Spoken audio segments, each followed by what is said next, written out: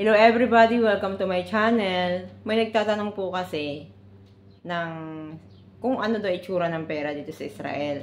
Ganito po, ito kung hawak-hawak ko, ito po ang pera sa Israel. Ito po yung mga papel. Bali, malaki po ang value ng pera dito pag pinapalit niya sa atin. Yun, bali nang hiram ako sa kakilala ko, kailangan ko kasi itong perang ito. Ito na yung pagkakataon para naman medyo presentable na makita nyo. Ayoko kasi mag-ano sana ng pera eh. Pero ano to, syempre, ayoko naman maging selfish sa kaalaman ng lahat para mayroon din kayong matutunan. Anyway, bago ipaliwanag ang bagay na to, please click like, subscribe, and click the notification bell para patuloy nyo masubaybayan ang totoong buhay namin dito sa Israel. Please watch this.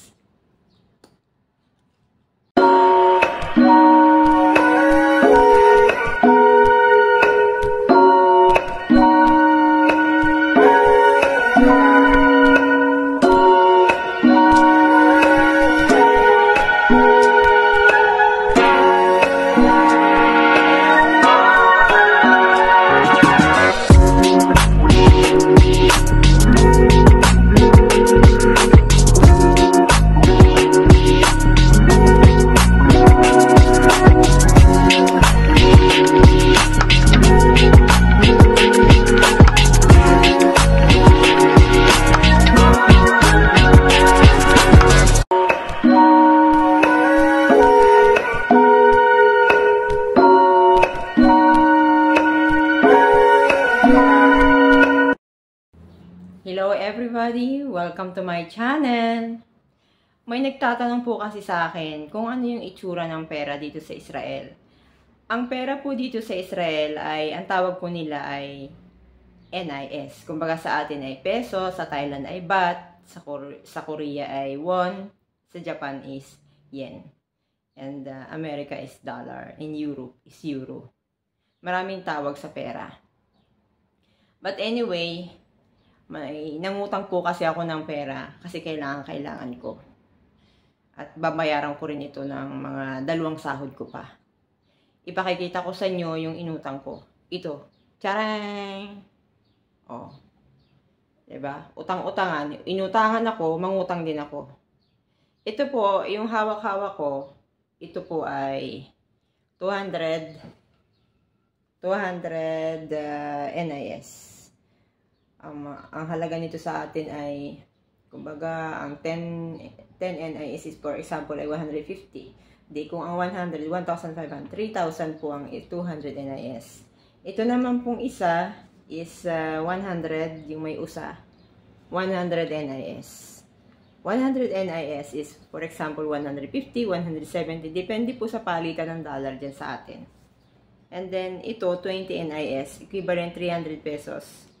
O yan. Ganyan yung itsura ng pera dito sa Israel. Maganda, di ba? Parang sa atin is 100 pesos ang kulay.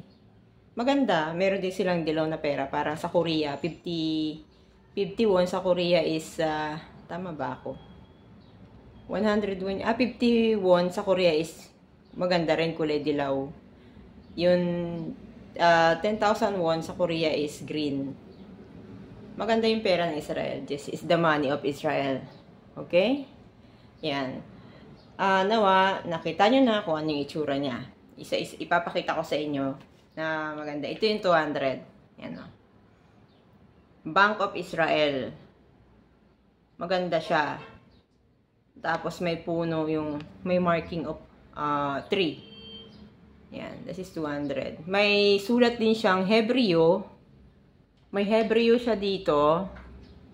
And then, meron ding sulat ng Arab dito. Kasi ang nakatira po sa Israel is hindi lamang J, kundi meron ding Arab, Palestine.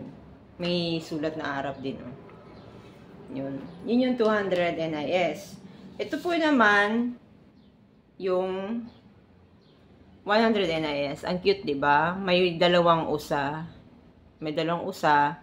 Naka-Hebreo yung sulat dito sa kaliwa, and then dito naman is naka-Arab. Yan. Bank of Israel. Ayan. Tapos may babae siya. Hindi ko alam kung sino itong babae na to eh. Tapos may orchid, bulaklak. Hindi ko alam kung bulaklak yan or almond. Bulaklak ng almond. Maganda. Hindi pa kasi ako marunong magbasa ng sulat ng ano. Hayaan nyo, darating din tayo dyan. Busy palagi eh. So, 100 NIS. 100 NIS. Ito naman po ay 20 shekel. Yan. Babae din siya. And then, sa likod, ganyan lang.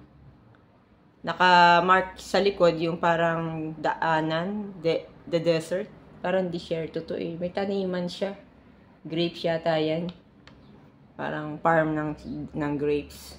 Ipakikita ko sa inyo yung shekel. 10 shekel, 1 shekel. Okay, wait. Ito pong kasunod ko ipakikita sa inyo is 10 shekel. Ayan. Parang pera din sa atin na 10 pesos. Pero ang halaga po nito is 150 pesos or 170. Depende sa palitan ng dollar. Or, depende po yan. Ganyan. Tapos sa likod niya, mayroong puno ng dates. Diba? Ang ganda.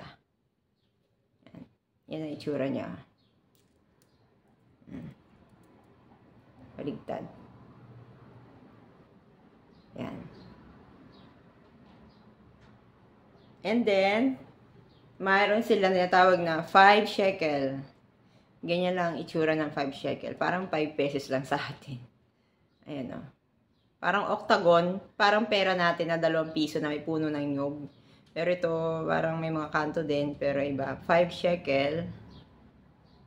Ayan. 5 shekel. And then sa likod, ganyan itsura. And then, meron sila tinatawag na 2 shekel. Silver din yan. Ayan. 2 shekel. Israeli na 2 shekel. Sa likod, hindi ko alam kung ano yung nakadesign. Parang, ano ba ito? Nakadesign na to.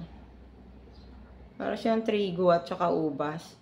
Nakalagay sa trumpet. Kakaiba. Diba?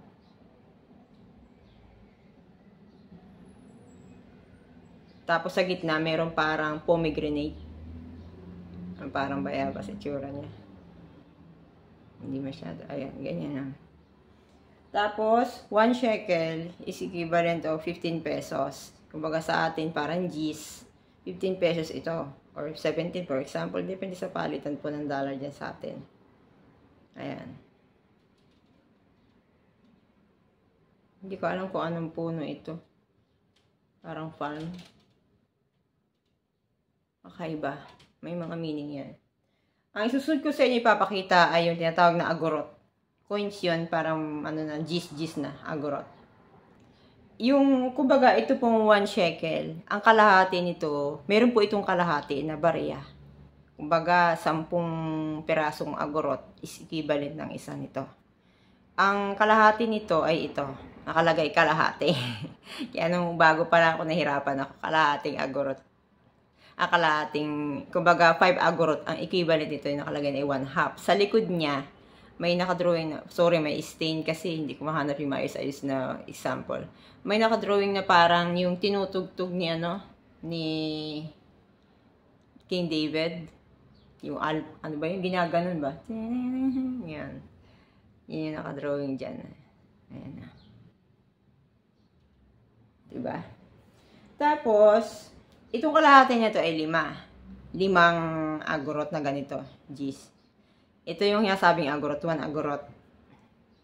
10 agorot. Bala. G's yan eh. G's. Tama, G's. 10. Diba? Agorot yan ang tawag dyan. Nakalagay 10. Basta hindi ko alam. Basta 10 lang nakalagay dyan. Baga sa atin G's. Sa likod niyan, may yung sinisindihan ng mga J. Tora ba yun? Hindi ko alam. Yung para sinisindihan ng kandila na ginagamit sa mga Hanukkah. Yung merong 7 lampstand. Yun, nagit ko na.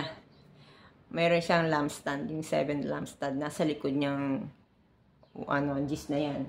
Okay? Nagit nyo na. Kaya, hindi rin biro-biro ang magana ng pera dito.